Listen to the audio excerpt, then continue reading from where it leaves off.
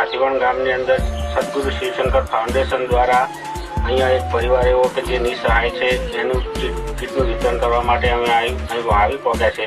તો જે કોઈ મિત્રો આ વિડીયો જોતા હોય તો વિડીયોના માધ્યમથી દરેકને એવી અમારી વિનંતી છે કે કોઈ તમારી આજુબાજુ આવો પરિવાર હોય તો અમને જાણ કરવા નમ્ર વિનંતી છે।